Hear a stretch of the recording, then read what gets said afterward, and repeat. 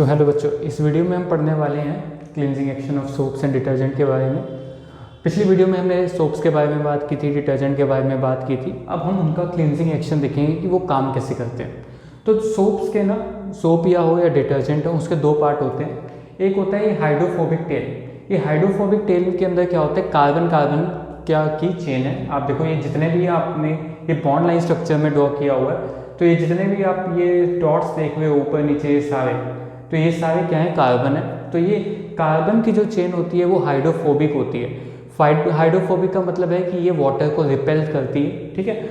और ये जो आप ये गोला सा देख रहे हो, ये सर्कल देख रहे हो, ये कार्बोक्सिलेट आयन है, ठीक है। क्योंकि हमने सोप्स को पढ़ा था, सोप्स क्या है, आपके कार्बोक्सिलेट सॉल्ट होती हैं सोडियम या पोटेशियम के। तो ये जो गोला है ये कार्बोक्सिलेट अनायन है और ये हाइड्रोफिलिक हेड है। हाइड्रोफिलिक हेड का मतलब ये है कि ये क्या करेगा, वाटर को अट्रैक्ट करेगा, और ये वाला जो हाइड्रोफोबिक टेल है ये क्या करेगा, वाटर को रिपेल करेगा। तो सोप के दो पार्ट होते हैं, सोप हो या डिटर्जेंट, उसके दो पार्ट होते हैं, ठीक है। एक होते हैं लॉन्ग हाइड्रोकार्बन टेल, ये लॉन्ग हाइड्रोकार्बन टेल है, यहाँ से लेके यहाँ तक ये आपकी लॉन्ग हाइड्रोकार्बन टेल है, ठीक है। ये नॉन पोलर है। नॉन पोलर का मतलब क्या है कि ये इसमें सारे के सारे एटम के बीच में जो इलेक्ट्रोनेगेटिविटी डिफरेंस है वो बहुत कम होता है। मतलब सारे कार्बन कार्बन एटम होंगे तो ये क्या है, आसानी से पानी के अंदर सॉल्युबल नहीं होगा, तो ये नॉन पोलर है। It is insoluble in water but soluble in oil and grease. लेकिन ये क्या रहेगा, ऑयल एंड ग्रीस में अच्छे से सॉल्युबल हो जाएगा। तो इस वजह से क्या होती है, जो ऑयल जो सोप्स होती हैं वो डर्ट जो होती है और ग्रीस जो होती है उसको अच्छे से निकाल फेंकती है। अब इसके बारे में बात करेंगे। तो इसको वाटर रिपेलिंग टेल भी कहा जाता है क्योंकि एकदम पूंछ की तरह है, ठीक है। तो इस वजह से इसको वाटर रिपेलिंग टेल भी कहा जाता है। सेकेंड पार्ट जो है वो है नेगेटिवली चार्ज हेड। इसके बारे में मैंने बात की। नेगेटिवली चार्ज हेड क्या है, कार्बोक्सिलेट आयन है, C डबल बॉन्ड O-, ठीक है। और ये सल्फोनेट भी हो सकता है, सल्फेट भी हो सकता है अगर हम डिटर्जेंट ले रहे हैं, क्योंकि क्लिनजिंग एक्शन डिटर्जेंट है या सोप है दोनों का सेम है, बस ये मॉलिक्यूल यहाँ पे डिफरेंट हो जाता है। क्योंकि डिटर्जेंट में क्या होते हैं, सल्फेट्स भी आते हैं, सल्फोनेट्स भी आते हैं, अमोनियम के सॉल्ट्स भी आ जाते हैं, तो वो सारी चीज़ें डिफरेंट हो जाती हैं। और ये क्या होता है, बीइंग पोलर। पोलर का मतलब ये है कि पानी को अट्रैक्ट करेगा, मतलब इनके बीच में इलेक्ट्रोनेगेटिविटी डिफरेंस काफ़ी होगा, तो ये पानी को अट्रैक्ट करेगा। And this part is soluble in water and hence called the hydrophilic part. अब क्या होता है, जैसे भी जितने भी आपके ये जो आपके हाइड्रोफोबिक टेल है, जितने भी आपके सोप के मॉलिक्यूल होते हैं, तो ये क्या करते हैं, मिसल फॉर्मेशंस करते हैं। वो मिसल ही रिस्पॉन्सिबल होती है, मिसल फॉर्मेशंस की वजह से ही हमारे जो कपड़े हैं, जब हम उसको वॉशिंग मशीन में या थापी से जब हम उसको पीटते हैं तो क्या होते हैं, वो सारे के सारा जो डर्ट है वो क्या होता है, वो बाहर निकल आता है। अभी हम पढ़ेंगे व्हाट आर मिसल्स। तो मिसल्स फॉर्मेशंस करते हैं सोप के मॉलिक्यूल। अब देखते हैं कि मिसल्स क्या होते हैं।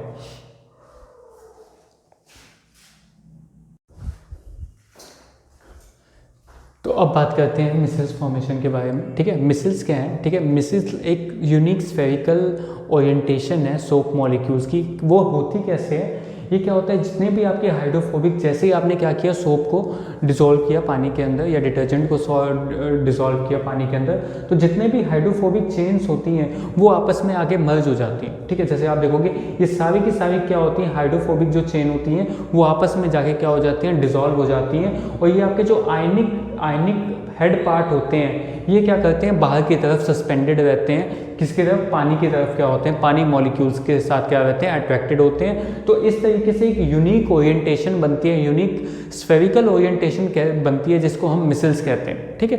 तो कैसे इसको बोलेंगे, जो पोलर हेड है dissolves in water while the non polar tail dissolve in each other. जैसे नॉन पोलर टेल है वो आपस में डिसॉल्व हो रही है, ठीक है, leading to the formation of spherical ionic misal.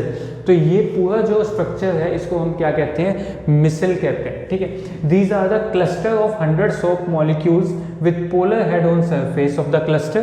Polar head जो है आपके सरफेस के ऊपर है क्लस्टर के, and non polar chain directed towards the interior of the cluster. ये जो आपकी नॉन पोलर चेन है वो अंदर की तरफ जा रही है, और ये जो आपके पोलर हेड्स हैं वो बाहर की तरफ सरफेस पे हैं क्लस्टर के, तो इनको आप मिसल कहते हैं। तो अभी क्या किया आपने, क्या किया, डिटर्जेंट डिसॉल्व किया या सोप डिसॉल्व किया, तो ये क्या हो गया, मिसल फॉर्मेशन हुई। और मिसल जो होते हैं वो क्या रहते हैं, सस्पेंडेड रहते हैं, आपके जो वाटर है उसके अंदर पड़े रहेंगे, ये प्रेसिपिटेट आउट नहीं होते क्योंकि सिमिलर चार्जेस के रिपल्शन की वजह से। तो क्या होता है, micelle remain suspended in water as a colloid. अब क्योंकि ये कॉलॉइड है तो ये क्या करता है, लाइट को स्कैटर करता है और उस स्कैटरिंग की वजह से हमें जो डिटर्जेंट का जो सॉल्यूशन होगा या सोप का जो सॉल्यूशन होगा वो क्लाउडी अपीयर होता है। ठीक है, तो काफ़ी एमसीक्यू का क्वेश्चन है, कभी कभी पूछ लेते हैं कि क्यों क्लाउडी आता है सॉल्यूशन, क्यों आपका जो सोप का सॉल्यूशन है वो क्लाउडी है। तो ये जो मिसल्स होते हैं वो काफ़ी बड़े मॉलिक्यूल होते हैं, तो वो क्या करते हैं, लाइट को स्कैटर करते हैं। लाइट को स्कैटर करने की वजह से क्या होता है, इनका जो सॉल्यूशन होता है वो क्लाउडी होता है। अब हम आगे चलेंगे। अब हम मिसल फॉर्मेशन अब हमने देख लिया। अब हम देखेंगे कि एक्चुअली में क्या होता है कि अब जो आपका क्लिनजिंग एक्शन है वो काम कैसे करता है। ठीक है, तो वो इसका लास्ट पार्ट है। तो ये हमने मिसल पढ़ लिया। अब हम पढ़ेंगे कि क्लिनजिंग एक्शन कैसे काम करता है। अब सोप काम कैसे करती है वो देखते हैं।